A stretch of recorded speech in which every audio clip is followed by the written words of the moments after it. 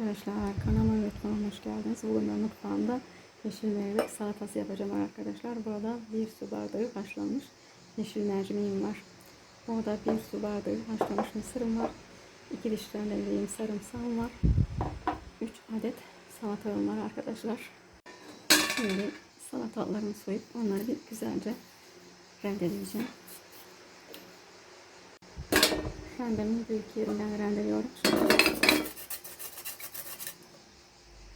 Salatamı rendeledim. Yoğurdum içerisine koyuyorum.